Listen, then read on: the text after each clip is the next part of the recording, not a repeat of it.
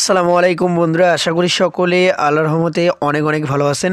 বন্ধুরা, আজকের এই ভিডিওতে আমি আপনাদেরকে দেখাবো যে কিভাবে আপনারা আপনাদের জিপি সিম থেকে জিপি সিমে ব্যালেন্স ট্রান্সফার করবেন। দেখুন, অনেক সময় কি হয়, আপনারা আপনাদের জিপি সিম থেকে অন্য জিপি সিমে কিন্তু ব্যালেন্স ট্রান্সফার করতে চান, এক্ষেত্রে পারেন না। তো কিভাবে আপনার কোড ডায়াল করার মাধ্যমে আপনার জিপি সিম থেকে অন্য একটি জিপি সিমে ব্যালেন্স ট্রান্সফার করবেন, সেটি আজকের এই ভিডিওতে আমি আপনাদেরকে দেখিয়ে দেবো। তো বন্ধুরা, জিপি সিম থেকে জিপি সিমে ব্যালেন্স ট্রান্সফার করার জন্য সরাসরি আপনারা আপনাদের ফোনে ডায়াল বেডে চলে আসবেন।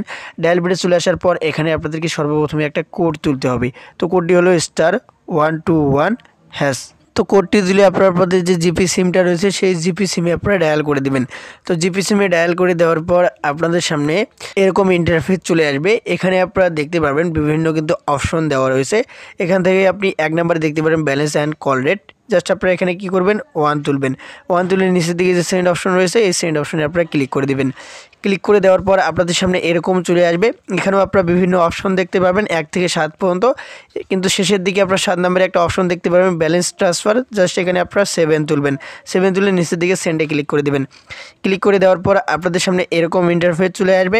এখানে আপনারা দেখতে পাবেন 1 থেকে 4টা অপশন রয়েছে। প্রথমে রয়েছে রেজিস্ট্রেশন, 2 নম্বরে রয়েছে ট্রান্সফার ব্যালেন্স, 3 নম্বরে রয়েছে চেঞ্জ কারেন্ট পিন, 4 নম্বরে check eligibility of balance transfer. তো যাই হোক, প্রথমে তো এখানে আপনাদেরকে কী করতে হবে, 1 নম্বর অপশনটি তুলে আপনাদেরকে রেজিস্ট্রেশন করতে হবে। তো যেহেতু এখানে আগে থেকে আমার রেজিস্ট্রেশন করাই রয়েছে, সেক্ষেত্রে আর কিন্তু আমরা এখানে রেজিস্ট্রেশন হবে না। জাস্ট আপনাদেরকে বলবো এখানে 1 তুলে আপনি সেন্ডে ক্লিক করে দিলে আপনার রেজিস্ট্রেশনটা হয়ে যাবে এবং আপনাদেরকে কিন্তু একটা পিন নাম্বার দিয়ে দিবে, 4 ডিজিটের একটা কিন্তু পিন নাম্বার দিয়ে দিবে। সেই পিন নাম্বারটা আপনারা স্ক্রিনশট মেরে রাখবেন অথবা লিখে রাখবেন। যাই হোক, সেই বিষয়টি যখন চলে যাবে তারপর আপনারা কী করবেন, এখান থেকে এখন ব্যালেন্স ট্রান্সফার করার জন্য আবারও এইভাবে চলে আসবেন। চলে আসার পর এখানে 2 নম্বরে দেখতে পাবেন ট্রান্সফার ব্যালেন্স। তো জাস্ট এখানে আপনারা কী করবেন, 2 তুলবেন। 2 তোলার পর নিচের দিকে সেন্ডে ক্লিক করে দেবেন। ক্লিক করে দেওয়ার পর আপনাদের সামনে এরকম চলে আসবে। এখানে বলবো যে আপনার যে সিমে আপনি ব্যালেন্স ট্রান্সফারটা করতে যাচ্ছেন সেই সিমের নাম্বারটা দিতে, অর্থাৎ যে অন্য একটা সিমে আপনি ব্যালেন্সটা ট্রান্সফার করতে যাচ্ছেন। তো এখান থেকে আমি সেই সিমের নাম্বারটা কিন্তু দিয়ে নিচ্ছি। ওকে, তো এখান থেকে নাম্বারটা যখন তোলা হয়ে যাবে সেই জিপি সিমের নাম্বারটা, তারপর এখান থেকে আপনারা নিচের দিকে সেন্ডে ক্লিক করে দিবেন।